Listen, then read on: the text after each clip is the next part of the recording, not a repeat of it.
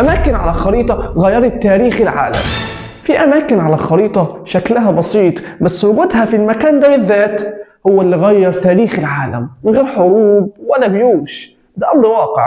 قناة السويس، نرجع بالزمن ورا شوية قبل حفر قناة السويس، هنلاقي إن السفن اللي جاية من الهند أو من الصين علشان تروح لأوروبا كانت بتلف حوالين أفريقيا في طريق اسمه طريق رأس الرجاء الصالح، ونفس الكلام السفن اللي جاية من أوروبا عشان تروح لآسيا بتلف في نفس الطريق. الرحلة كانت طويلة جدا، بتستغرق شهور من الهند أو من الصين عشان تروح لأوروبا، شهور كمان كانت مكلفة ماديا، الوقود، الأكل والشرب والأجور بتاعت العمال اللي على طاقم السفينة، كل ده فلوس مدفوعة. نفس الكلام كانت خطيرة جدا بسبب القراصنة اللي كانت متمركزة في المكان ده.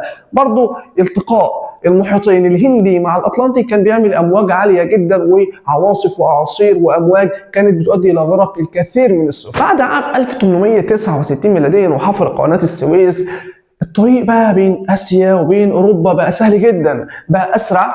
خلاص أنت مش محتاج تلف حوالين أفريقيا، انت هتعدي بس البحر الاحمر وتعدي القناه وتعدي البحر المتوسط توصل لاوروبا اسرع، اقل في التكلفه، اقل خطرا كمان. اثرت ازاي طيب قناه السويس؟ والله التجاره بين الشرق وبين الغرب زادت بشكل كبير جدا وملحوظ. كمان اوروبا بقت اقرب لاسيا، انت مش محتاج تلف حوالين افريقيا، لا انت هتعدي البحر الاحمر والبحر المتوسط وفي نصهم كده قناه السويس، يعني مسافه مش كبيره، مش زي طريق راس الرجاء الصالح.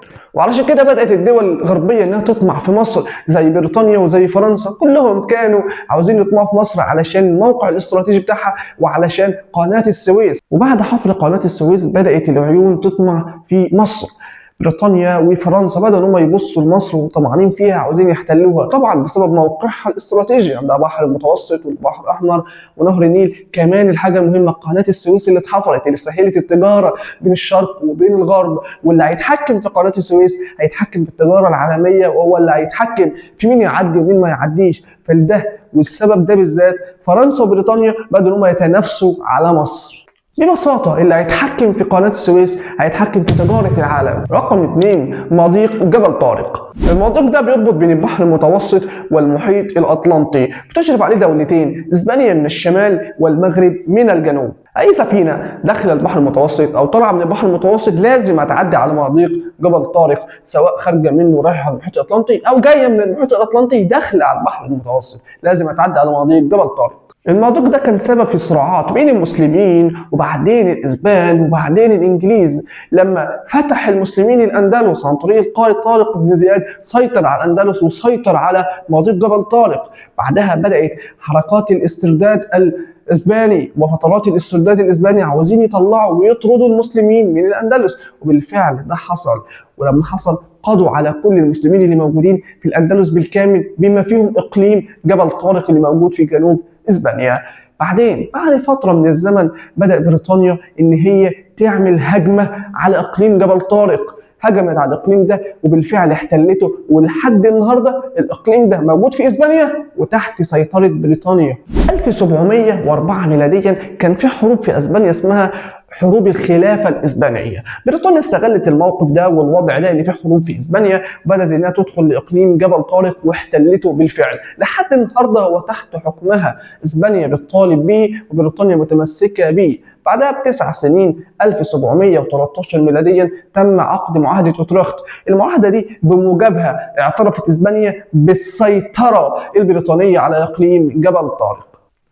طيب ليه بريطانيا عايزة إقليم جبل طارق أو المضيق ده؟ رقم 1 علشان أهميته التجارية وإن هو على سواحل البحر المتوسط. تاني حاجة الأهمية العسكرية ليه، علشان تتابع شمال أفريقيا. بريطانيا عايزة تحتل دول كتيرة جدا من ضمنها مصر، فعايزة تكون لها مواقع عسكرية في هذا المكان.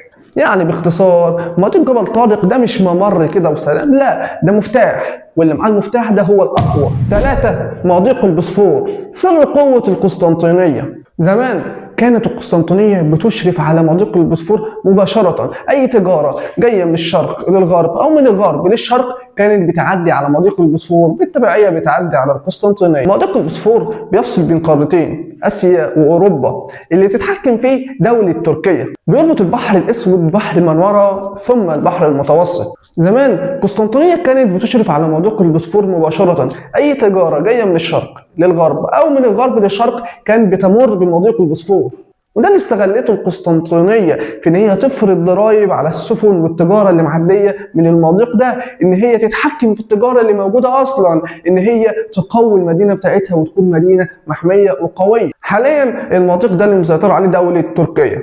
المضيق ده بس مش له دور تجاري فقط، وانما له دور استراتيجي وعسكري بشكل كبير جدا. لما يحصل اي ازمة او اي مشكلة عالمية المضيق ده بتبان اهميته وقتها. قسطنطينية ما كانتش قوية بجيشها بس، لا، كانت قوية بمكانها وموقعها كمان. كان معكم محمد الدغيدي، وسلام.